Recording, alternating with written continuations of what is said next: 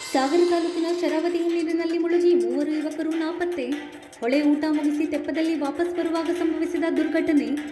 ಸಿಗಂದೂರು ಚೇತನ್ ಜೈನ್, ಹುಲಿದೇವರಬನ ಸಂದೀಪ್ ಭಟ್, ಗಿಣಿವಾರದ ರಾಜು ನೀರಿನಲ್ಲಿ ಮುಳುಗಿದ ಯುವಕರು. ಅಗ್ನಿಶಾಮಕ ದಳ ಮತ್ತು ಪೊಲೀಸರಿಂದ ನಾಪತ್ತೆಯಾದವರಿಗೆ ಹುಡುಕಾಟ. ಸಾಗರ ತಾಲೂಕಿನ ಶರಾವತಿ ಹಿನ್ನೀರಿನ ಕಳಸವಳ್ಳಿ ಬಳಿ ತೆಪ್ಪ ಮುಳುಗಿ 3 ಯುವಕರು ನಾಪತ್ತೆಯಾದ ಘಟನೆ ಬುಧವಾರ ನಡೆದಿದೆ. ಸಿಗಂದೂರು ವಾಸಿ 28 ವರ್ಷದ ಚೇತನ್ ಜೈನ್, ಹುಲಿದೇವರಬನ ವಾಸಿ 30 ವರ್ಷದ ಸಂದೀಪ್ ಭಟ್, ಗಿಣಿವಾರ ವಾಸಿ 28 ವರ್ಷದ ರಾಜು ನೀರಿನಲ್ಲಿ ಮುಳುಗಿ ನಾಪತ್ತೆಯಾಗಿದ್ದಾರೆ. 5 ಜನ ಸ್ನೇಹಿತರು ಹೊಳೆಯ ಬಳಿ ಊಟಕ್ಕೆಂದು ಮತ್ತೊಂದು ದಡಕ್ಕೆ ಮಧ್ಯಾಹ್ನ ಹೋಗಿದ್ದರು. ಊಟ ಮುಗಿಸಿಕೊಂಡು ವಾಪಸ್ ಬರುವಾಗ ತೆಪ್ಪ ಆಯತಪ್ಪಿ ಮಗುಚಿದೆ. ನಾಪತ್ತೆಯಾದ 3ರಿಗೆ ಈಜು ಬರುತ್ತಿರಲಿಲ್ಲ. ಈಜು ಬರುತ್ತಿದ್ದ ಇನ್ನಿಬ್ಬರು ಸ್ನೇಹಿತರಾದ ವಿನಯ್ ಮತ್ತು ಯಶವಂತ್ ಕಷ್ಟಪಟ್ಟು ದಡ ಸೇರಿಕೊಂಡಿದ್ದಾರೆ. ಸ್ಥಳಕ್ಕೆ ಅಗ್ನಿಶಾಮಕ ದಳ, ಕಾರ್ಗಿಲ್ ಪೊಲೀಸರು ಭೇಟಿ ನೀಡಿ ನೀರಿನಲ್ಲಿ ಮುಳುಗಿರುವ 3ರ ಪತ್ತೆಗೆ ಮುಂದಾಗಿದ್ದಾರೆ.